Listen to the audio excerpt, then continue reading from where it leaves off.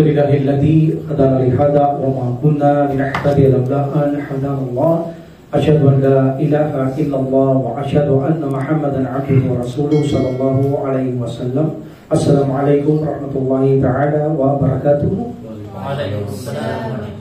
So, alhamdulillah, pagpapatuloy natin ang akasya wa setia ayon sa aklat ni Ibn Taymiyyah rahimahullah. At of course, ang nagko-komentary ito, nagbibigay ng ibang mga paliwanag ay mula galing kay Ibn Taymiyyah rahimahullah. Alhamdulillah, naway pagpalain sila ng Allah subhanahu wa ta'ala at kalugtan sila ng Allah subhanahu wa ta'ala. Ay pagpapatuloy natin ang salita ng Allah subhanahu wa ta'ala sa Quran, meaning ang Quran ay salita ng Allah subhanahu wa ta'ala, at napatunayan na natin ito ng mga nakaraang lesson natin. At of course sa araw na ito ay dadakuan natin ang Quran, bakit mayroong abrogated.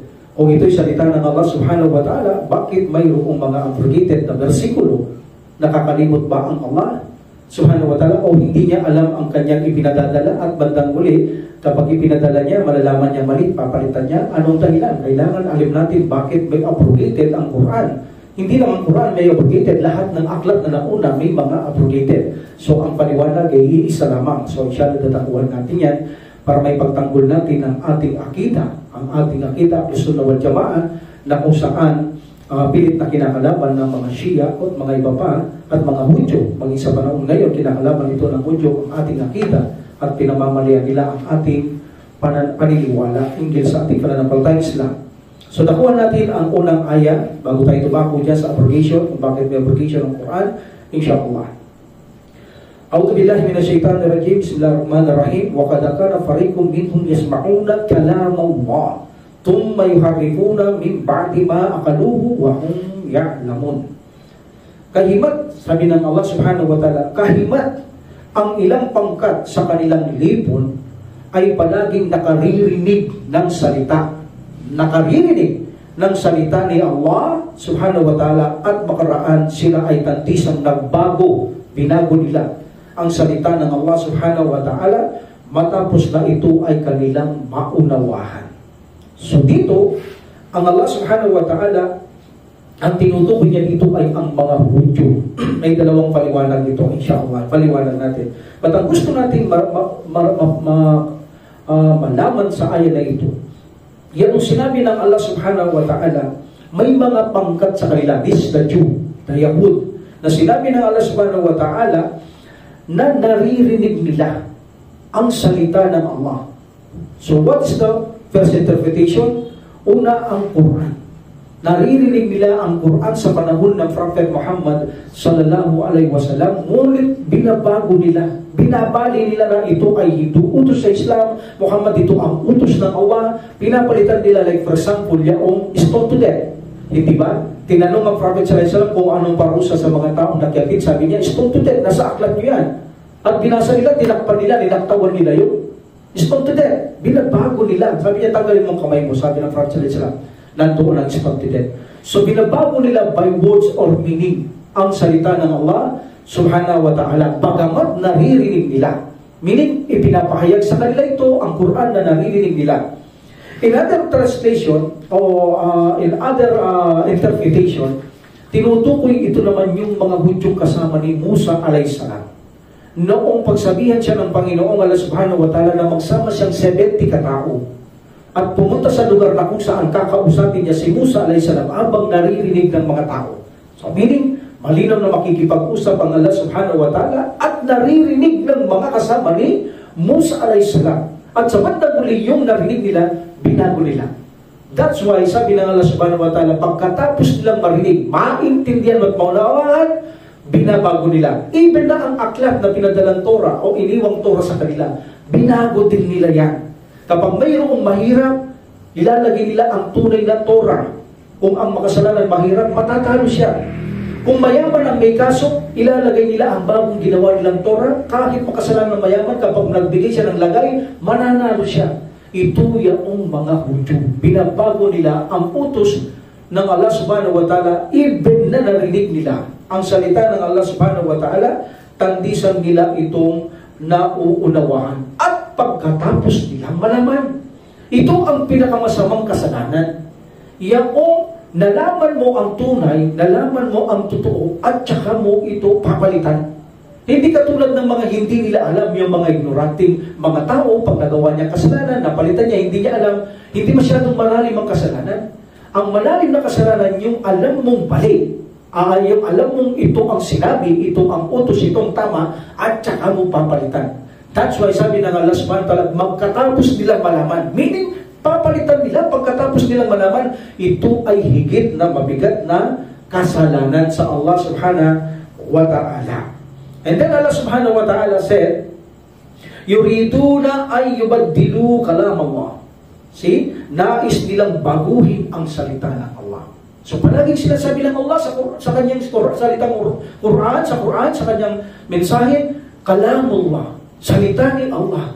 Meaning ang Quran, lumilitaw, ito ay hindi nilikha ng tao o sinuman. This is not created. Ito ay attributes ng Allah na mayroong tinig, na mayroong letra galing sa Allah. Sapagkat sabi niya, nais nilang baguhin ang salita. Meaning the words of Allah, kalam Allah.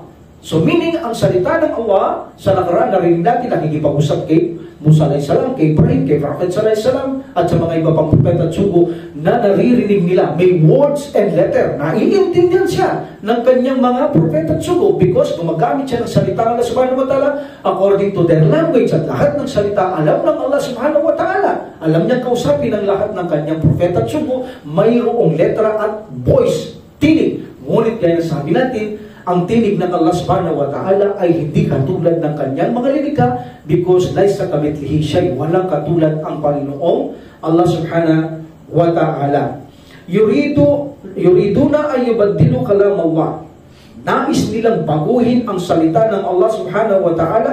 Kul lan tattabi'una kadhalikum qala Allahu min qabl. So sa isang ayat sabi ng Allah subhanahu wa ta'ala, matlu ma uhiya ilayka min kitabi rabbika la mubaddila li kalimatih. Sabi ng Allah subhanahu wa ta'ala, nais nilang baguhin ang salita ni Allah subhanahu wa ta'ala. Sabi ng Allah subhanahu wa ta'ala, ipahayag, sabi niya, ng Allah subhanahu wa ta'ala, ipahayag, kul, kayo ay hindi susunod sa amin. Sabi ng Allah subhanahu wa ta'ala, ipahayag mo, meaning Muhammad sallallahu alaihi wasallam, kayo ay hindi susunod sa amin, ito ay winika na ni Allah. Meaning kahit ano sabihin mo sa kanila Muhammad, kayo hindi susunod sa amin. Bakit? Inireveal na ng Allah na hindi kayo susunod sa amin. So meaning, winika na ni Allah. Sinabi na ni Allah subhanahu wa ta'ala. So malinaw na ang Allah subhanahu wa ta'ala ay nagsasalita na may tinig, may letra, at ang Quran ay kanyang salita. Alhamdulillah. At sinabi ng Allah subhanahu wa ta'ala, watlu, meaning dalitin mo, at dalitin mo. Sabi niya, Muhammad, bigkasin mo, sabihin mo, dalitin mo ang Quran, meaning, dalitin mo kung ano ang inihayag sa iyo. Quran is a revelation. Kung ito ay revelation, nagpapakita na ito ay mula sa salita ng nagpadala ng mensahe ng pagbabawal, pag-uutos, ito ang haram, ito ang halal, itong matuwid mong gawin, itong huwag mong gawin. This is a revelation. Kung ito revelation, mula ito sa salita ng nagpadala ng banal na Quran. Because anong sense ng isang revelation kung hindi ito inihayag ng makapangyarihan at makaalam? Meaning kung created lang ito, this is like a picture. May larawan, may anyo na walang saysay at walang silbi. Ang Quran, ngunit ito ay revelation. Nagpapakita na nanggaling ito mula sa salita ng Allah subhanahu wa ta'ala. So ang Quran, sabi niya, dalitin mo Muhammad kung ano ang inihayag sa iyo. Meaning, dalitin mo o isabihin mo, ipahayag mo ang Quran na ipinadala sa iyo o inihayag sa iyo. Sabi ng Allah subhanahu wa ta'ala, mula sa aklat ng iyong Panginoon. See, nakita mo? Mula sa aklat ng iyong Panginoon, min kitabi Rabbik. Sabi ng Allah subhanahu wa ta'ala, pagdalitin mo, bigkasin mo sa kanilang inihayag sa iyo mula sa Panginoon mo. Meaning ang Quran, idalitin mo, sabihin mo sa mga tao, ay rin sala, pwede mong recite o pagbabasa, o dalitin mo sa harap ng mga tao, sa mananampalataya o hindi, na kung saan inihayag sa iyo, at ito ay aklat mula sa iyong Panginoon. Kung ito ay aklat mula sa iyong Panginoon, ito ay salita ng Allah subhanahu wa ta'ala, ang banal na Quran. At walang makapagbabago ng kanyang salita. Sabi ng Allah subhanahu wa ta'ala. Alhamdulillah. So, meaning dito, i-reverse ito sa mga Bedouins. Sila yung nagpaiwan na nagsasabi, yung mga Bedouin, ya Muhammad, sabi nila, kung ikaw ay lalabas para ipunin ang mga samsam, sasama kami. No, hindi sila pinasasama ng Allah subhanahu wa ta'ala. Nais nila baguhin ang gusto ng Allah subhanahu wa ta'ala. Hindi yan mangyayari sapagkat hindi sila pinasasama ng Allah subhanahu wa ta'ala. Lalabas sila, hindi jihad, lalabas sila sa samsam. Hindi ganun ang utos ng Allah. Ang utos ng Allah ay makipagdigmaan, hindi para mag-ipon ng samsam. Gusto nila baguhin. Muhammad, kung gusto mong lumabas para ipunin ng samsam, sasama kami. Meaning hindi ganun ang utos. Yun ang gusto nila. Binabago nila ang utos ng Allah subhanahu wa ta'ala. Kailan ito sinabi? Sabi nila, sayaqulul mukallafuna idan talaqatum ila maghariba litakuduha then daruna nattabi'kum. Ano sabi nila? Sila na nagpaiwan ay nagsabi, kung kayo ay humayo upang tipunin ang labi ng tigbaan, kami ay payagang sumunod sa iyo, Muhammad. Ganun silang sasama. So, nais nilang baguhin ang salita ng Allah subhanahu wa ta'ala. Kaya sabi ng Prophet sallallahu ng Allah subhanahu wa ta'ala, dalitin mo sa kanila. Ano bang mission mo? Mula sa aklat ng iyong Panginoon, ang makipagbaka, makipagdigmaan sa landas ng Allah. Hindi para mag-ipon lang ng samsam, mag-ipon pagkatapos nyo makipaglaban, ang intention nyo ay para magkaroon ng mga buti. Hindi ganon. Ang pakikipagbaka ay sa landas ng iyong Panginoon. Sabihin mo sa mga Bedouin na yan, ang pag-uutos ko sa iyo ay pakikipagdigmaan, hindi pagtitipon ng samsam. At alam kong sila ay hindi susunod sa iyo sa digmaan, at kung kapakinabangan, doon mo sila masal. Kaya pinapaiwan ko sila sa iyo. Ngunit nalaman nila ito. Sabi niya, Muhammad, sama kami. Kung ang iyong misyon ay mag-ipon ng samsam, isama mo naman kami. That's why hindi umubra ang salitang ito dahil binabago nila ang utos ng Allah subhanahu wa ta'ala na makipagbaka sa landas ng Allah subhanahu wa ta'ala. So, another way ito para baguhin nila ang salita ng Allah subhanahu wa ta'ala, inuutos mag-jihad pero hindi sila sumusunod. Pero pagdating sa samsam, usap sila kay Prophet sallallahu alaihi wasallam, nagsusumamo na sila ay isama ng Propeta Muhammad sallallahu alaihi wasallam. And then sabi ng Allah subhanahu wa ta'ala, gaya ng binigkas natin, dalitin mo ang Quran, dalitin mo sa kanila ang iniyag sa iyo, ang aklat na mula sa iyong Panginoon.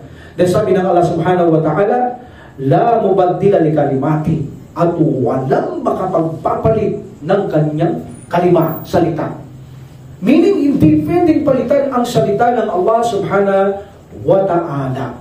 Okay? Hindi pwedeng palitan ang salita ng Allah subhanahu wa ta'ala. Now, bakit ang Allah subhanahu wa ta'ala pinapalitan niya ang kanyang salita? Ina-abrogated niya. Diba? So dito, walang makapagpapalit. Remember, kapag sinabing walang makapagpapalit sa salita ng Allah subhanahu wa ta'ala, dalawa ito. Maaari mo lang palitan yung mga bilabago ng mga tulad ng Hudyo, mga Bedouin, mga hindi Muslim, kalaban sa Islam. Pwede mo lang baguhin ang Sharia. Hindi mo pwedeng baguhin ang Kauniya, ang General Qadar. Hindi mo pwedeng baguhin. Pag ikaw ay nilikha ng Allah subhanahu wa ta'ala mahirap, hindi mo kayang baguhin yan. Ikaw ay nilikha mayaman, hindi mo kayang baguhin yan. Kapag sinabi ng subhanahu wa ta'ala, ikaw ay mamamatay, hindi mo kayang baguhin yan. By saying, by kun payakun, pangyayari yan. Hindi kaya pwedeng palitan yan ng ninumang tao. Ang tanging pwede nilang palitan ay ang Sharia. Babaguhin nila ang mga batas ng Allah subhanahu wa ta'ala. At yan ay sikat na gumawa ay ang mga Hudyo, pati ang aklat Torah, buong Torah pinalitan nila. Maging ito sa kahulugan at salita, pinalitan nila ang utos ng Allah subhanahu wa ta'ala o revelation ng Allah subhanahu wa ta'ala. That's why ang Kauniya o universal decree hindi mo pwedeng palitan, o general decree or universal decree. Ang tanging pwede mong palitan ay ang Sharia. Pero walang karapatan ang taong magpalit ng Sharia, kundi ang karapatan na ito ay na kay Allah subhanahu wa ta'ala. At ito ay hindi papalitan ng Allah na hindi mailang o kasing pantay nito upang ipakita niya ang kanyang ganap na kapangyarihan sa kaalaman at ganap na karunungan ng Allah subhanahu wa ta'ala. That's why, kung titignan natin ang Quran ay mayroon itong abrogado because mayroong dahilan. Now, dito muna tayo tumako. Bakit may abrogado ang banal na Quran? Ito ngayon ang isa sa dahilan na binubutas ng mga Hudyo na ang Quran ay gawa lang ni Muhammad sallallahu alaihi wasallam. Pinaliwanag ko na sa inyo ito, na hindi ito gawa ng tao. At ganoon din nila, bilang paniniwala nila, even na Shia, paniniwala nila ito, dahil naman ng Shia, si Abdullah bin Sabah, galing sa Hudyo yan. Dala niya ang paniniwala sa mga Shia na ang Allah subhanahu wa ta'ala ay nag-aabrogado dahil hindi niya alam ang revelasyon kung tama o mali pagdating sa Sharia. Meaning, malalaman lang ng Allah subhanahu wa ta'ala na mali ang kanyang batas kapag ipinadala niya. Hanggat hindi niya pinadadala, hindi niya alam. Subhanallah. At kapag alam niya, papalitan niya. That's why may abrogated na nila. Ang iba naman, pinagsasamantalahan nila ang ganitong mga abrogated na ito ay lumilitaw na kuno ang Quran. Kung ito ay salita ng Allah subhanahu wa ta'ala, tiyak na walang kamalian. Walang abrogated. Kaya may abrogated, inire-revise, inaayos ng Allah ang aklat para maging perfect. Subhanallah. Yan ang katwiran nila. That's why sabi nila, ang Quran ay may katanda ng kahinaan at hindi maaasahan at ito ay hindi tunay na salita ng tagilang tagapaglikha. That's why this is a created lamang, inimbento ni Muhammad sallallahu alaihi wasallam. Gaya na sa Quran, yaquluna iftara. They say this is abrogated ni Propeta Muhammad sallallahu alaihi wasallam. Ang yaquluna iftara. Sinasabi nila, he fabricated it. Meaning, inimbento niya ito. He invented it. So, yun ang katwiran nila. Ang isa, created. Ang isa, gawa lang ng tao yan. Salita yan ng mga naunang katulad ng mga Quraysh. Salita yan ng mga unang taong mga nauna lang na maaalam sa mga pagsasalita. Ganyan lang ang Quran. O ito ang Quran ay gawang salitang makata, salitang manggagaway, kung ano-ano ang akusang ginagawa nila because of this abrogation. Kaya dapat alam natin kung bakit may abrogation ng Quran at hindi lang ang Quran. Lahat ng aklat ay mayroong abrogation. Because mayroong reason kung bakit kailangan gawin ng Allah subhanahu wa ta'ala. The others say, Quran is not the words of Allah. Quran is not the words of Allah. Dahil mayroon ditong pagsasaayos. That's why there's abrogated. Kung ito ay salita ng Allah, hindi kasusumpungan ito ng abrogation. At sabi nila, ang abrogation ay tanda na kung saan kahinaan ng manlilikha. That's why ang Quran ay hindi manggagaling sa manlilikha dahil mayroong itong estilo na kahinahan. Maraming akusa ang inilalabas ng kaaway ng pananampalatayang Islam at mga maling akida patungkol sa mayroon. Bakit mayroong abrogation ang Quran? Ang lahat ng kanilang sinasabi ay mga pawang haka-haka lamang. Ngayon, lilinawin natin ito. Unang-una, ang Quran, ito ay dalawang hati sa revelasyon. Una, mukamatun and mutasyabihan. Yan ang sabi ng Allah subhanahu wa ta'ala. Ang sabi ng Allah subhanahu wa ta'ala, huwalladhi anzala alaykal kitaba minhu ayatun mukamat. Siyang nagpadala sa iyo ng aklat, meaning ang Allah subhanahu wa ta'ala kay Prophet sallallahu alaihi wasallam, narito ay mayroong mga aya na malinaw. Hindi mo kailangan ng interpretasyon. Pag sinabi ng Allah, kul huwallahu ahad, ang Allah ay isa, hindi ka na kailangan magtanong. Malinaw yan. Ganyan ang Quran. At ito ang foundation ng Quran. Ang muhkamat, hunna ummul kitab. This is the mother of the book, meaning this is the foundation of the book. Lahat ng Quran ay malinaw. Pero paano nga ang mga mutasyabihat? Because sabi ng subhanahu wa ta'ala, wa ukaru mutasyabihat. At mayroong mga ayang hindi malinaw. Ang Quran, generally, malinaw. Ngunit may mutasyabihat hindi malinaw. Kapag marunong ka sa Quran ang mutasyabihat, magiging malinaw. Didepende ka sa mga mukamat. At para makuha mo ang hindi malinaw, magiging malinaw sa bandang huli. That's why ang Quran, ang buong Quran ay malinaw. At ito ay para lamang sa mga taong naiintindihan nila ang Quran. So bakit hinati ng Allah subhanahu wa ta'ala ang Quran, ang mutasyabihat at mukamat, malinaw at hindi malinaw? Upang ilihis niya at iligaw niya ang mga taong na dumidepende sa kanilang mga sariling pagbibigay interpretasyon, mga taong mayroong mga sakit sa puso. Kung itutuloy natin ang aya na ito, matatagpuan niyo ang sagot ng Allah subhanahu wa ta'ala. Huwalladhi anzala alaykal kitaba minhu ayatun muhkamatun hunna ummul kitabi wa ukarun mutasyabihat. Fa ammal ladina fi qulubihim zaygun. See? At sa kanilang mga pusong mayroong sakit, payattabi'una ma tasyabaha, susundin nila ang hindi malinaw. Yan ang pagpaligaw ng Allah subhanahu wa ta'ala. Minhu batika atawili. See? Susundin nila ang hindi malinaw. And then, susundin nila at magbibigay sila ng sarili nilang interpretasyon. وَمَا يَعْلَمُ تَعْوِيلَهُ إِلَّا اللَّهُ. Walang nakakaalam ng mga interpretasyon niya maliban kay Allah. Hindi ka pwedeng gumawa sa sariling interpretasyon o maliban sa itinuro niya kay Prophet sallallahu alaihi wasallam. That's why ang mutasyabihat ay pampaligaw ng Allah at magbibigay ka ng sarili mong interpretasyon para lamang masunod mo ang gusto mo, ang kapritsyoso mo. That's why ang mutasyabihat ay pampalihis ng Allah. So lahat ng sumusunod sa mutasyabihat, inililihis ng Allah. Tulad ng abrogation, kasama ito sa mutasyabihat ng Allah. Hindi yan malinaw kung bakit mayroong abrogation. That's why iba-ibang estilo ang kanilang pamamaraan para sirain ng Quran, ang salita ng Subhanahu ang Islam because of abrogation. Inilihis sila ng Allah Subhanahu wa Ta'ala. Pilit silang naghahanap ng sariling interpretasyon maliban sa gustong interpretasyon ng Allah Subhanahu wa Ta'ala. Kabilang ang abrogation. Bakit may abrogation? Yan, ililihis na sila ng Allah Subhanahu wa Ta'ala maliban lamang warasikuna fil ilmi yaquluna amanna bi. Yung mga pinagkaluban ng kalaman, naintindihan ba na hindi? Lahat ng ito galing sa Allah, pinaniniwalaan namin ito. Meaning, hindi sila nagkakaroon ng doubt. So hindi nila sinusunod ang doubt. That's why sa pamamagitan nito mayroong mutasyabi at mukamad. Kabilang sa mga hindi malinaw sa Quran ng abrogado, kapag hindi mo yan alam, maliliis ka ng Allah Subhanahu wa Ta'ala. Now, mayroon ba tayong proof sa Quran na mayroong sinabi ng Allah na nagpapawala siya sa saysay, nag-abrogated siya? Meron. Meron. Hindi natin ito itatago. Ganitong Islam, hindi nagtatago ang Islam. Kahit ano pang marinig ng mga tao, kontraman sa kanilang pandinig o hindi nila matanggap, hindi nagtatago ng aral ang pananampalatayang Islam. Tulad nito, hindi natin itatago na ang mismong Allah Subhanahu wa Ta'ala nag-abrogated siya ng ayat. But this is also mutasyabihat. Kapag hindi mo ito naintindihan, bakit nag-abrogated? Yun, ililihis ka ng Allah Subhanahu wa Ta'ala. Ano sabi ng Allah Subhanahu wa Ta'ala in chapter 16 verse 101? Wa idha badalna ayatan makana ayatin wallahu a'lamu bima yunazzil. At kung aming palitan ang isang talata, aming palitan, meaning pawawalang bisa, abrogated ito. At kung aming palitan ang isang talata, meaning alalang baga sa banal na Quran, ito'y pawalang bisa o baguhin ang pag-uutos na ito sa halip ng iba, papalitan ng Allah sa halip ng iba, at si Allah ang higit na nakakaalam kung ano ang pinakamainam sa kanyang pinahayag. Another ayah, in chapter 2 verse 106, mas malinaw.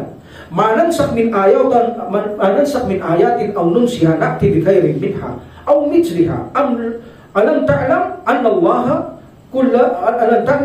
ala kulli shay'in qadir. Sabi ng Allah Subhanahu wa Ta'ala, walang anumang aya, talata ng Quran, ang aming pinawalang bisa. Malinaw, abrogated. Walang anumang aya sa Quran na pinawalan naming bisa na ay nahayaan ng kalimutan na, wala na itong batas, kalimutan nyo na ito, papalitan na ito, na hindi namin pinalitan ng higit na mainam. Higit na mainam ang ipapalit ng Allah Subhanahu wa Ta'ala, o kaya namang katumbas nito, katulad niya ang batas. Ngunit iba, pero katulad niya ang batas. Hindi mo ba napapatid na si Allah ang may kakayahang gawin ang lahat ng bagay? So meaning, hindi natin alam kung ano ang wisdom ng Allah Subhanahu wa Ta'ala kung bakit may abrogated. Siya ang nakakalam. But by the will of Allah, na ipaliwanag ito ng ating mga scholar na kung bakit may abrogated sa banal na Quran. So now, naipakita natin na mayroon tayong fruit mula sa banal na Quran na ang Allah Subhanahu wa Ta'ala ay pinapalitan niya ang kanyang Sharia. That's why siya, sabi ko kanina, siya lang ang may karapatan nito. Nagpapalitan niya ang kanyang Sharia. Mayroong wisdom, mayroong benefits, hindi ang tao na lilikha niya ang may karapatan pumalit dito. Wala. Siya lang ang may karapatan na pumalit ng kanyang Sharia, but nakabase ito sa kanyang perfectong knowledge at wisdom, at ipakita niya ang tunay niyang knowledge ay perfecto. That's why kung bakit meron gato at meron pang ibang reason na aalamin natin. Okay? So in this situation, mga kapatid ko sa pananampalataya, mayroon abrogation ang banal na Quran. So, ang abrogation, mayroon kasi ditong benefits, kapakinabangan, ipakita ang knowledge ng Allah, ang perfect knowledge, ang kanyang wisdom, and also this is a necessity na kailangan gawin ng Allah Subhanahu wa Ta'ala because there is a need. mayroong pangangailangan kung bakit kailangan niyang gawin muna ang isang bagay na utos bandang huli, yung talagang tunay na layunin niya, ilalagay niya, i-abrogate niya yung nauna. There's a reason. Mayroong dahilan. Aalamin natin ito. Okay. Alhamdulillah. Ang naunang mga ipinadalang aklat ng Allah subhanahu wa ta'ala, remember, may mga abrogated din. Lahat ng aklat. May mga abrogated. Ito lang ang kanilang paliwanag, isa lamang. Ang abrogation ng Allah subhanahu wa ta'ala, remember, there are 3 kinds. Kung bakit mayroon abrogation ng Allah. There are 3 kinds na pagpapawalang bisa sa Quran. Number 1, ang Allah subhanahu wa ta'ala, pinawalan niyang bisa ang ayah sa Quran, ngunit nandoon pa yung dating abrogated. Kita mo, nandoon pa, hindi na umiiral na sa Quran pa rin. Kung isipin mo, anong sense nito? Anong silbi nito? Nasa Quran, wala naman, wala na to, hindi na umiiral to. Aalamin din natin yan. So, ang unang abrogated na Allah subhanahu wa ta'ala, kapag pinawalan niya ng bisa, nandun sa Quran, at wala sa Quran ang kapalit. Nandoon sa sunnah ng Propeta Muhammad sallallahu alaihi wasallam. What is the example?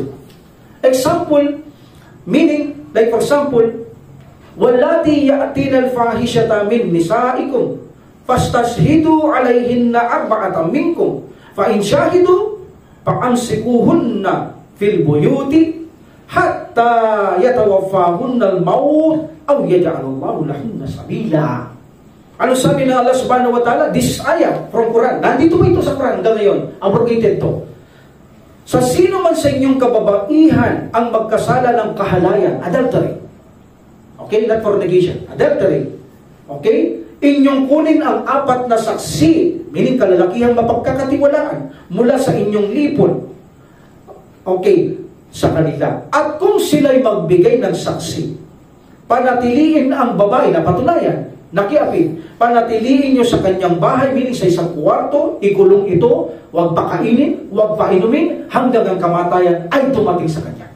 Mahirap na parusa ito, dahil ito ay nakiapin. Later, pinawalang bisa ito ng Allah subhanahu wa ta'ala. At ipinalit niya ang stone to death. At wala sa Quran ang stone to death at umiiral ito sa ating panahon. Kaya sabi ni Umar bin Khattab radiyallahu anhu noon, nangangamba ako, sabi niya, na darating ang araw pag wala na kami, baka hanapin nila sa Quran ang stone to death. Katotohanan ito'y inihayag sa Prophet sallallahu alaihi wasallam, wala sa Quran, nasa sunnah ng Propeta Muhammad sallallahu alaihi wasallam. At patuloy namin itong ina-apply sa panahon namin. Umaasa kong i-apply dito, inshallah, pagdating pa rin ng panahon. Nakakamba siya dahil wala sa Quran, baka hanapin ito. Nasaan ang abrogated ng ayang ito? Actually, pinalitan din ito ng Allah subhanahu wa ta'ala ng isang ayat, chapter 24, verse 2. Ngunit wala doon stone to death. Yung latigulang ng 100 sa mga nagalunyan, inilagay doon. Ngunit wala ng stone to death doon. Nasaan ang stone to death? Nandoon sa sunnah ng Prophet sallallahu alaihi wasallam. At ang ayat na ito, chapter 4, verse 15, meaning wala na itong batas. Hindi na ito umiral. Pero bakit na sa Quran? That is the first abrogation. Number 2, abrogation ng Allah subhanahu wa ta'ala. What is the next abrogation ng Allah subhanahu wa ta'ala? Yaong nasa Quran ang kanyang ayah, later pinalitan sa Quran pa rin, ayah and batas, and later wala na ang ayah, wala na rin ang batas. Meaning wala na ang ayah sa Quran, wala na rin ang batas. Nasaan?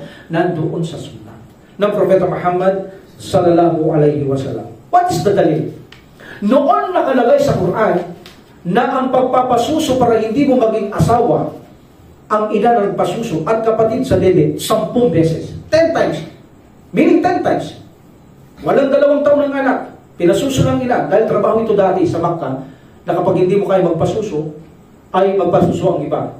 O kaya naman, kaya pinasususo mo ng dahil mga Bedouin na sa gitnang disyerto, ang hangin, sariwa, magandang hangin, at saka ang salita nila, maganda pa, pure na Arabic pang kanilang salita. Maraming dahilan kung bakit sila nagpapadede.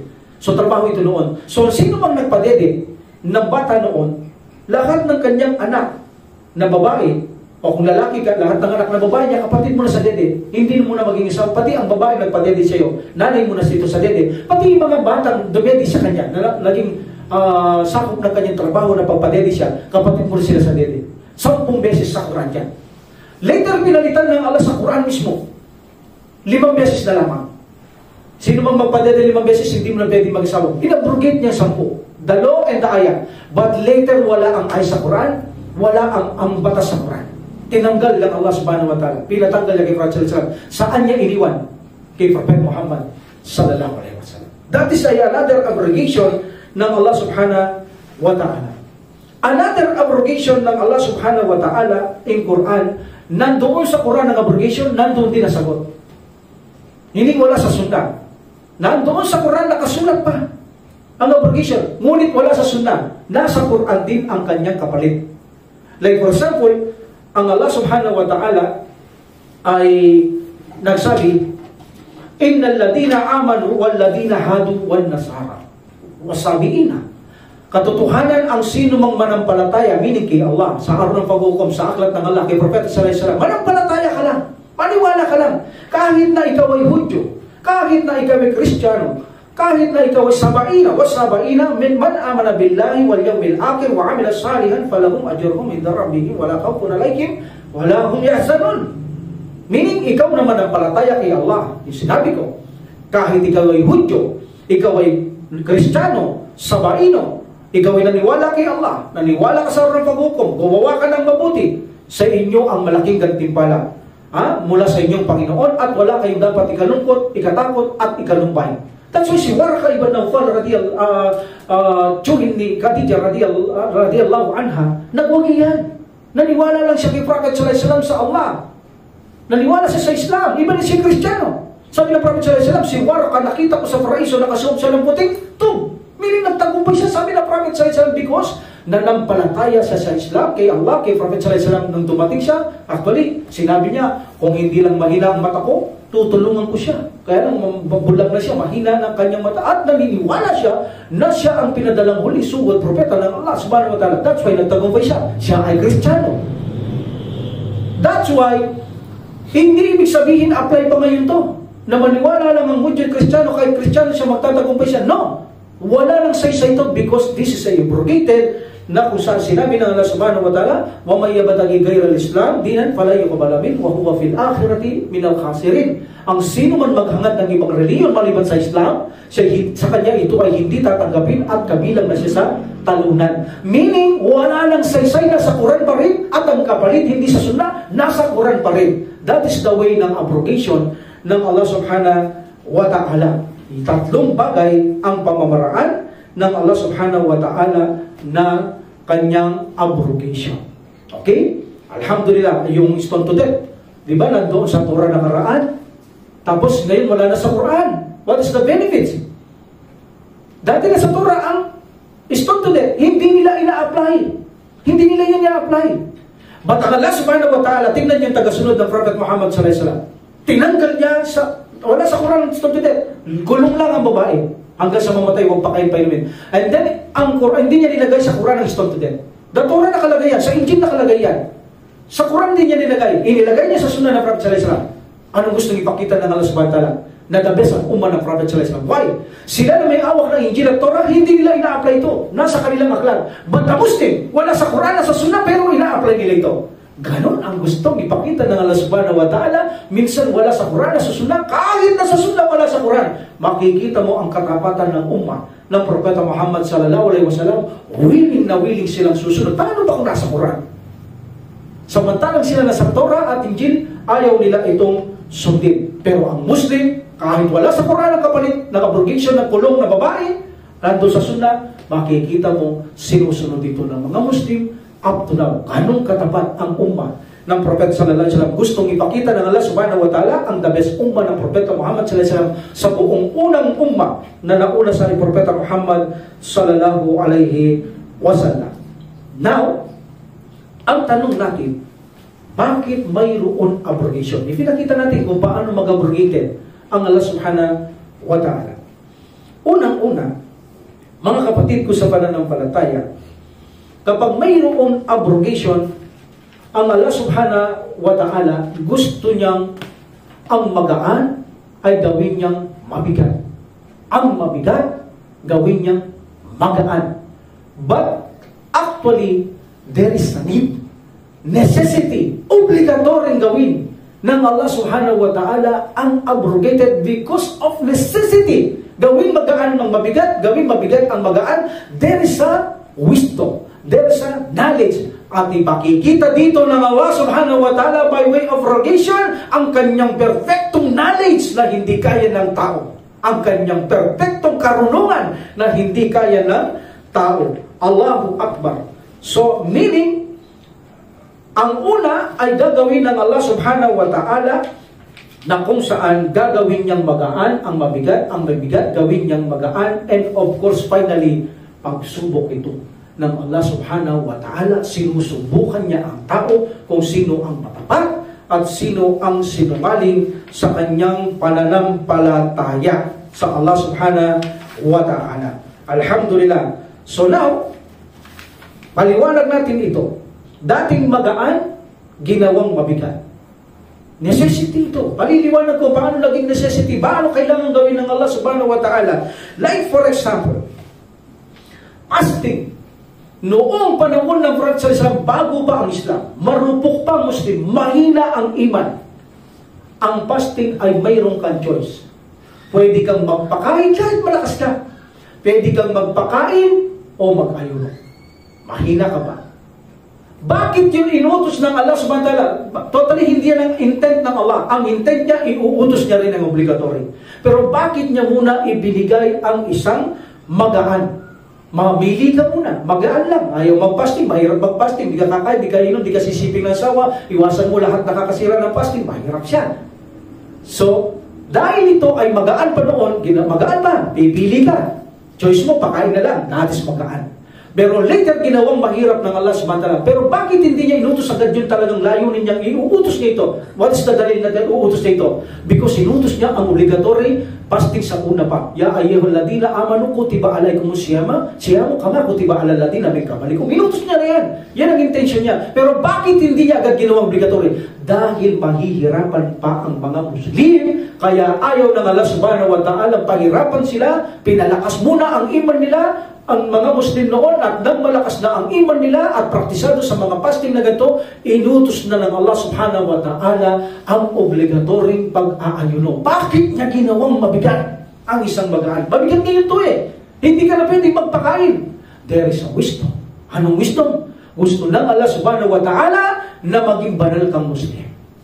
Mabigat, magaan, ginawa niyang mabigat. Layunin niya talagang iutos ito na obligatory. Dahil ang dahilan, ang pag-aayuno, makakamit mo ang takot kay Allah. Bakit? Dahil sa hirap ng pag-aayuno, hindi ka kumakain, hindi ka umiinom, hindi ka sumisiping, iniiwasan mo lahat ng mga major sin, kasalanan, dahil ayaw ng Allah subhanahu wa ta'ala pag nag-aayuno ka. Hindi niya gustong pag-iwas mo sa pag-inom, pagkain. Dagalingan mo ang iyong pag-aayuno. Ngayon ay natututo kang maging matuwid na Muslim. Yes, magaan, ginawa niya mabigat. Pero ang benefits naman niya, gusto ng Allah na maging matuwid ka Muslim upang magtagumpay ka sa kabilang buhay. That's why may abrogated. Kailangan mo na ng Allah subhanahu wa ta'ala, iutos niya ang magaan bago niya ilagay mahirap kapag matatag ka na. Kaya makikita niyo, maraming Muslim, ang sala mahirap yan. Di ba? Fasting mahirap yan. Kapag inutos mo ng inutos, mag-ayuno, tumatalikod sila. Pero ang Allah subhanahu wa ta'ala, alam niyang timplahin ang kanyang linika, alam niyang kanilang kahinaan. So ginawa muna ng Allah subhanahu wa ta'ala, hindi niya muna ito binigla. Ganon din ang sala. Hindi rin niya binigla ang mga Muslim noon. Ang sala noon, 2 rakalaat ang sala. May nagsasabi sa isang grupo na ang sala hindi obligatory. Ito ay practicing lamang. May nagsasabi obligatory, but in 2 rakat. But later, after Isra wal Mi'raj, kinumpleto na ng Allah subhanahu wa ta'ala ang sala. Ang gusto pa nga ng Allah subhanahu wa ta'ala, 50 times. Lalong mabigat yan. Dati magaan ang sala. Ngayon gagawing mabigat ng Allah subhanahu wa ta'ala, like fasting. After Asra wal Mi'raj, mayroong 4 na raka yung ginawang mga iba, 3 raka yung iba na natiling 2 raka, yung Fajr. Pero bakit ginawang mabigat ng Allah subhanahu wa ta'ala ang dating magaan? Na 2 rakat lamang. Ang iba, sabi lang, di obligatory, kahit di ka magsala, manampalataya ka lang kay Allah. Iba naman, obligatory. Ba't lahat sila 2 rakat? But after Asra wal Mi'raj, bakit naging mabigat? Ang magaan, ginawa niyang mabigat. Pinawalan niyang bisa ang magaan, gawin niyang mabigat. There is a wisdom. Dahil ang gusto ng Allah subhanahu wa ta'ala, palagi mo siyang maalaala. Kaya gusto niya maraming sala. Sapagkat ang taong hindi nakakaalala sa tagapaglikha, magkakaroon siya ng kamalian marami, magkakasala siya, magsasalita magsasalita siya ng mga walang kabuluhan, gagawa siya ng mga walang kabuluhan, mawawalan siya takot sa tagapalika. Kaya gusto ng Allah subhanahu wa ta'ala, madalas kang magsala upang sa ganun ay maging mahintatakutin ka sa Kanya. Kaya sabi niya, wadkurullah katiran, alalahanin niyo ako ng maraming beses, la'allakum tuflihun, upang magtagumpay kayo. Paano? Dahil ang pag-alaala natin sa Allah subhanahu wa ta'ala, madalas tayo nagsasala, dinagdagan niya ang raka para maging mahaba ang ating pag-alala sa Kanya. Marirealize mo kapag naaalala mo ang Allah subhanahu wa ta'ala, palagi siyang nakatingin sa iyo. Hindi mo siya nakakalimutan. That's why nahihiya kang gumawa ng mga mali. Nahihiya kang hindi mo iwasan ng mga haram. Iiwasan mo dahil alam mo sa pag-alaala mo sa Kanya, hindi mo siya nakakalimutan. Palagi siyang nakatingin sa iyo. Nire-respeto mo siya ngayon. Yun ang gusto ng Allah subhanahu wa ta'ala. Nadamihan mo ang pagsala upang maalala mo siya palagi. Nang sa ganun, hindi mo siya makalimutan. Hindi makagawa ng kasalanan. Matakot, respetuhin mo ang Allah subhanahu wa ta'ala. There is a wisdom. Ang magaan, ginawa niyang mabigat. Fasting and sala. Bakit? Ang gusto niya ay magtagumpay ang isang Muslim. Alhamdulillah, yan ay kabilang sa pamamaraan ng Allah subhanahu wa ta'ala. Alhamdulillah. Now, mabigat gawing magaan. Dati ang Allah subhanahu wa ta'ala, hindi ka makakatakbo ng digmaan sa Allah subhanahu wa ta'ala, sa harapan ng Allah subhanahu wa ta'ala, hindi ka makakatakbo ng digmaan hanggat walang 11 ang kalaban mo. Mabigat? Mabigat, di ba? Pero bakit yung ginawa ng Allah subhanahu wa ta'ala na hindi ka matakbo sa ganung kadami? Dahil kung takbo lang takbo, napakakonti pa ng Muslim, sinong lalaban? Napakakonti pa nila. Kung papayagan agad ng Allah subhanahu wa ta'ala na ang isang Muslim, makatakbo siya kung lampas 2. Paano kung 100 lang ang Muslim sa panahon na yun, lalaban kayo sa 1,000? Di payagan na kayo tatakbo. Sinong lalabanan nyo? Paano mapipigil ang kabuktutan sa kalupaan? That's why, necessity, inuutos ng Allah subhanahu wa ta'ala, kahit 100 kayo, 1,000 kalaban nyo, like in Batar, lumaban kayo. Walang tatakbo sa inyo. At gagarantya ko kayo ng malaking gantimpala ang paraiso. Yun naman ang pamalit ng Allah subhanahu wa ta'ala. But later, dahil marami na ang mga Muslim, marami na, hindi na 10. Dahil napakarami na nila. Pwede na sila lumaban sa 200, 100 versus 200. 1,000 versus 2,000. Pwede na sila lumaban. Marami na sila. Ibinaba ng Allah subhanahu wa ta'ala na pwede ka nang tumakbo kung ito'y lampas ng 2. Hindi na 10. Talagang darating ang maaaring posibilidad na tumakbo kayo because of necessity. Sa Islam, hindi masama ang tumatakbo. Pero ang masama, tumakbo ka ng dahil sa kaduwagan. Hindi kayo tumakbo dahil hindi sa kaduwagan. Because of necessity. But, huwag niyong kalimutan, kapag ang Muslim ang mga mujahidin, halimbawa, tumakbo, hindi dahil sa kaduwagan, tatakbo ka because of necessity, ngunit may kapalit itong pagkahanda para kayo ay manumbali sa pakikipaglaban sa kanila. Hindi pwede ang pagtakbo ng kaduwagan sa Islam. Bawal yan. Tatakbo lamang kayo because of necessity, pero mayroon kayong planong babalikan nyo sila. Like in Mount Uhud, the Battle of Mount Uhud, nagsitakbuhan ng mga Muslim because sila ay nagulat na bigla nasalakay sila ng mga kaaway. So dahil sobrang dami naman talaga ng mga yaon, so pinayagan sila ng Allah subhanahu wa ta'ala, pinatawad sila.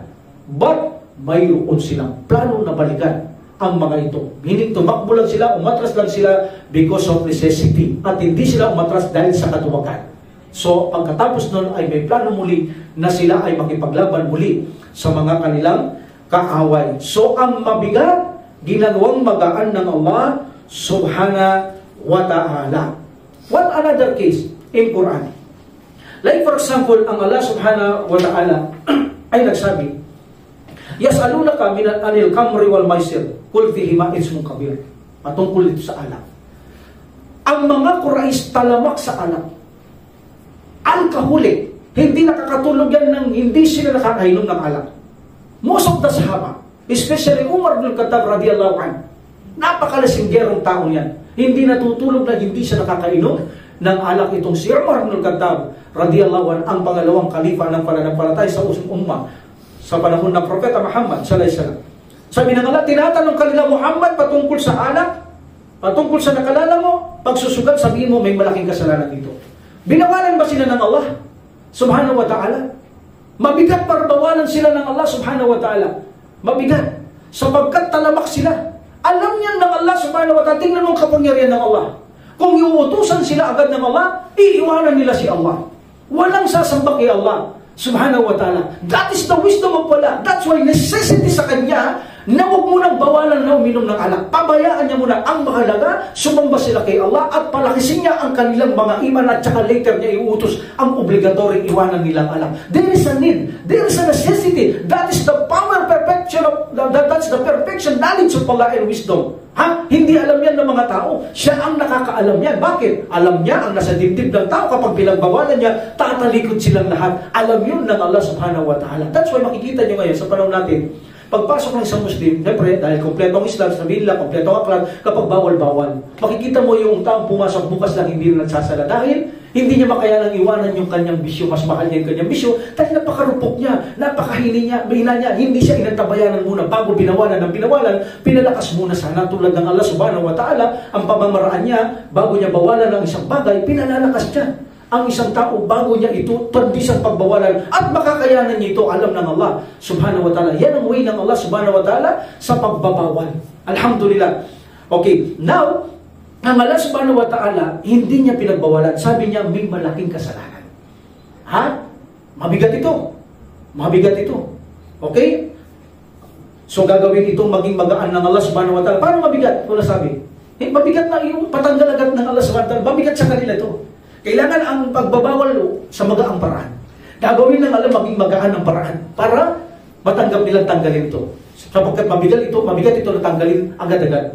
In another ayah na medyo malakas na sila, ibig na nagsasala, lasing sila. Pinabayaan sila ng Allah subhanahu wa ta'ala. Lasing sila, nagsasala. Minsan hindi nila marisalita siya ang isang surah dahil sa sobrang lasing nila. Like Abdurrahman, surah al-Kahf, pero hindi niya matapos-tapos yan. Sobrang lasing niya nagsasala. Hindi sila pinagbawalan ng Allah subhanahu wa ta'ala, even na nagsasala na nakainom. At sinabi lang ng Allah subhanahu wa ta'ala, may malaking kasalanan. But later sabi ng Allah subhanahu wa ta'ala, Ya ayyuhalladhina amanu la taqrabus salah wa antum sukara hatta ta'lamu ma taqulun. Sabi ng Allah subhanahu wa ta'ala, o kayong mananampalataya, huwag kayong lumapit sa sala kapag kayo nasa kalagayang lamo. Binawal na sila ng Allah subhanahu wa ta'ala, meaning hanggang sa maunawaan ninyo ang inyong sinasabi. Lasing sila, hindi lang ma-recite sa surah al-Kahf, di maintindihan. So hanggang sa maunawaan nyo, doon kayo magsala. Huwag kayong magsalang lago. Because ang sala, ito ay 5 times na ang sala. Madina, 5 times na ang sala. Hindi sila hindi maaaring magsala. That's why, anong gagawin nila? Hindi sila iinom maghapon. Patapusin muna nila ang sala dahil hindi pwedeng magsala nakainom. So ang nangyari, binawasan ng Allah subhanahu wa ta'ala ang kanilang pagkalasinggero. Pagkakainom lang sila after 5 sala. Dahil hindi ka pwedeng magsala na lumapit sa sala na nakainom. So unti-unti niyang tinanggal sa kanila ang pag-iinom. Malakas-lakas na sila sa Madina. Tawid, baka 10 years, malakas na sila. And later, sabi ng Allah subhanahu wa ta'ala na talagang alam na ng Allah subhanahu wa ta'ala na kaya niya na ipagbawal ito. Siya nakakalam ng lahat ng bagay. Fahal antum muntahun. Sabi ng subhanahu wa ta'ala, hindi ba kayo titigil? So tumigil na sila, itinapon nila ang barabarilis na alak doon sa Madina. So mabigat na pagbawalan silang agad, ginawa ng Allah subhanahu wa ta'ala na maging magaan kung paano niya ito pagbabawalan ang mga Muslim. Ganun mag-abrogated ang Allah subhanahu wa ta'ala. Necessity. Kailangan gawin ng Allah subhanahu wa ta'ala. That's why every book of the Prophet and Messenger, there's abrogation because of needs, because of necessity. Like for example, in Adam alayhis salam. Paano darami si Adam ang kanyang mga supling kung hindi pwedeng maging asawa ng anak ang kanyang anak? Sige. Sino ang magpaparami? Hindi pwede si Adam sa kanyang mga anak. Sa kanyang asawa lang, pwede sumiping. Paano yung mga anak? Halimbawa, nagkaanak ng kambal si Adam alayhis salam. Una nga, palaging kambal ang anak niya. There are 23 kambal. So, meaning, kung itong dalawang lumabas, okay? Paano darami ito? Kung hindi pa yung tulad ng Allah subhanahu wa ta'ala, yung mga kambal, halimbawa, dalawa ng kambal, yung kambal ng isang lalaki, bigay sa isang lalaki, yung babae niya, bigay sa isang lalaki, at sila magsiping. Magpakarami sila. Now, kung ito ay abrogated na ngayon, bawal na yun. Hindi pwedeng kapatid mo, maging kasama mo, maging asawa mo. Hindi pwede yun. But noon, pwede yun. Because of the necessity. Because of the need. Sinong magpaparami sila? Si Adam, hindi mo pwede si Adam. Hindi sila darami. Why? Dahil mamamatay si Adam, mamamatay si Hawa. Pagkatapos, sino magkokontakan sa kanila? Magkakapatid sila. That's why ipinag-utos ng subhanahu wa ta'ala, ipagpalit ang kanilang kambal at sila ang magpakarami. And later, tinanggal yun ng Allah subhanahu wa ta'ala. Pero bakit niya inutos yun? Because of needs. Kaya ang abrogated because of needs, because of necessity, ang Allah subhanahu wa ta'ala ang nakakaalam sa lahat ng mga bagay na yan, hindi mo siya pwedeng kastuguhin, hindi mo siya pwedeng questionin, hindi mo siya pwedeng pamalihan because alam niya ang kanyang ginagawa. Siya lang ang nakakaalam ng kanyang mga ginagawa. Tulad ng mga abrogated na ito, necessity, needs, kaya niya ginagawa para ipakita niya ang kanyang justice, ipakita niya ang kanyang perfect knowledge, ang kanyang perfect wisdom na hindi kaya ng tao. At mayroon tayong benefits dito. Tinuturuan tayo ng Allah subhanahu wa ta'ala kung paano kayo magbawal. Like for example, yung ginawa niya sa alak. Pagpasok ba ng Muslim, brother, bawal yan. Hindi ka pwede uminom, bawal yan. Pag uminom ka, may latigo ka. Ganun ba agad? So kung ganun at alam mong talamak sa alak ang taong to, anong pipilihin niya? Diyan na lang kayo, magsama-sama kayo. Malamang na gano'n ang gagawin niya. Anong iman nun? Anong nalalaman nun? Para hindi niya talikuran ng Allah subhanahu wa ta'ala. Anong mainam? Ang pabayaan mo muna siya at saka mo na lang siya pagbawal pag may kahit na konting iman. Paaalam mo sa kanya na, brother, alam mo ba sa Islam, ipinagbabawal ng Allah ang alak.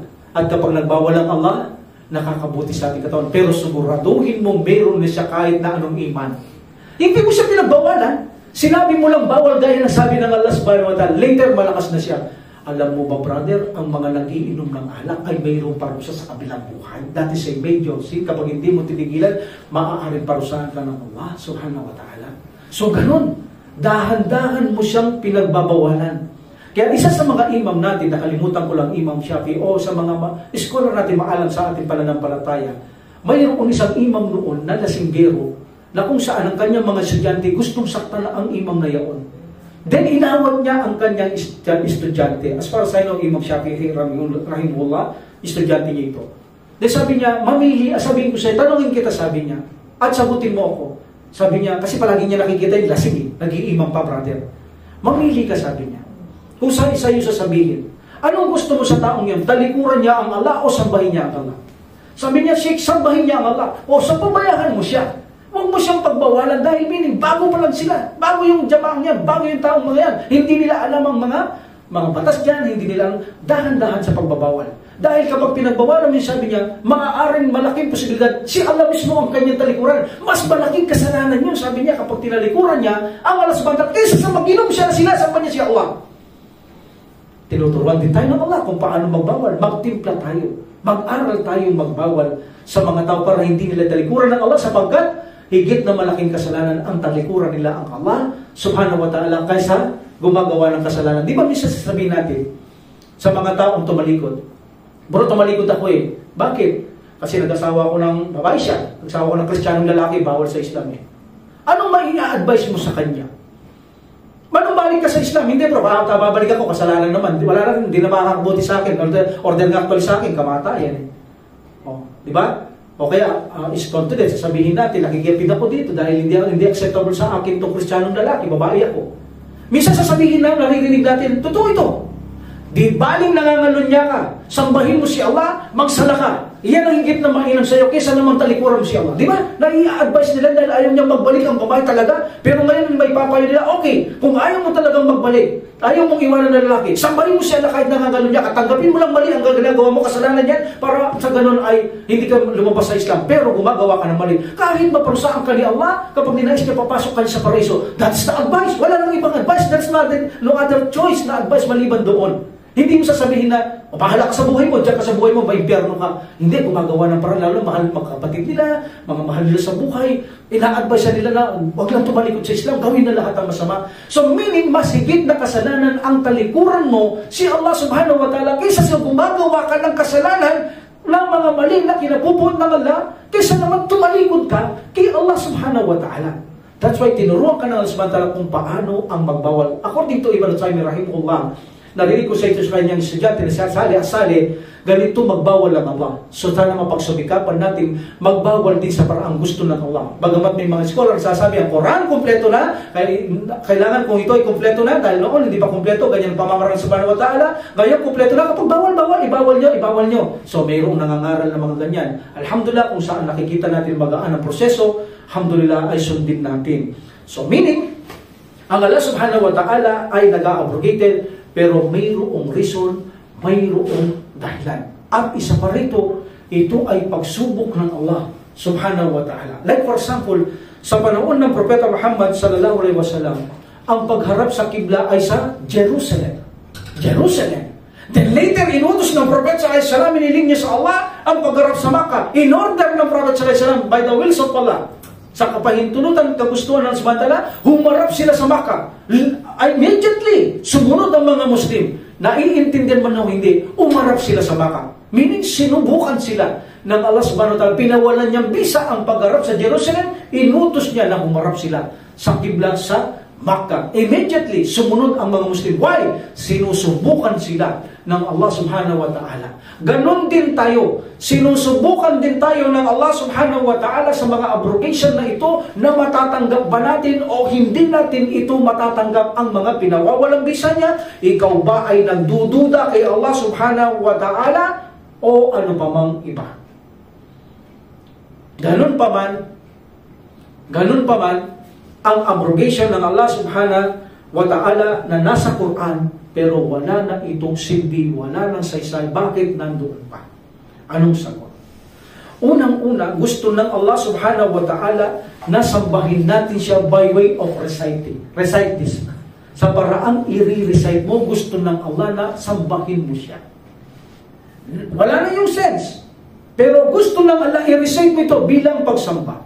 Number 2, may reward ka sa Allah.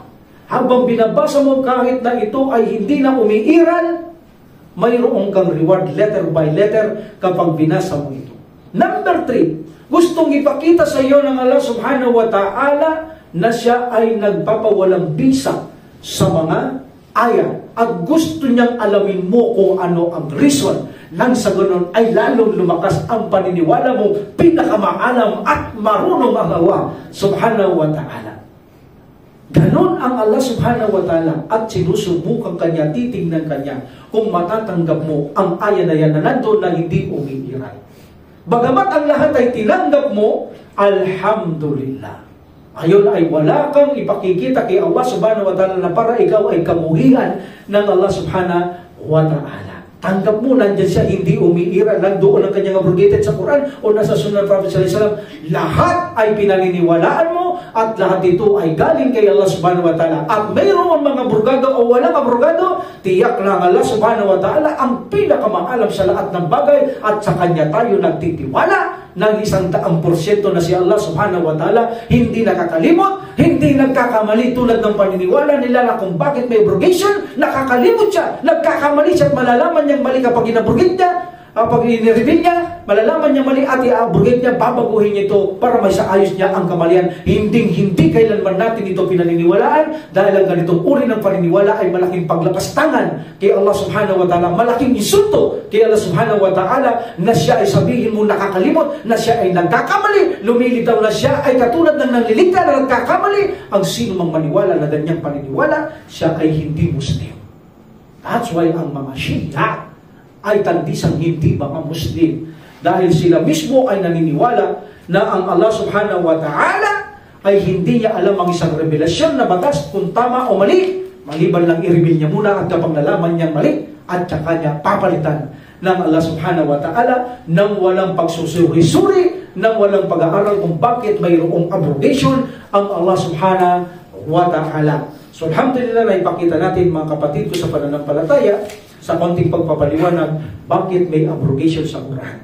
Ilang uri o paano nag-abrogate ang Allah Subhanahu wa Ta'ala? Ilang uri ang abrogation ng Allah Subhanahu wa Ta'ala? 3. Ano ang wisdom? Ano ang knowledge dito? Anong benefits dito? Bakit ito ginawa ng Allah Subhanahu wa Ta'ala? By way of needs, necessity, mga dahilang ang Allah Subhanahu wa Ta'ala ang lubos na may kaalaman sa mga bagay na yan kung bakit niya ito ginagawa. So inshallah, we will stop here. Pagpapatuloy natin ang salita ng Allah Subhanahu wa Ta'ala inshallah next week. Wa akhiru da'wana alhamdulillahi rabbil alamin wa salatu wassalamu ala rasulillah. Subhanakallahumma wa bihamdika asyhadu an la ilaha illa anta astaghfiruka wa atubu ilaik. Assalamualaikum warahmatullahi taala wabarakatuh. Waalaikumsalam. Allah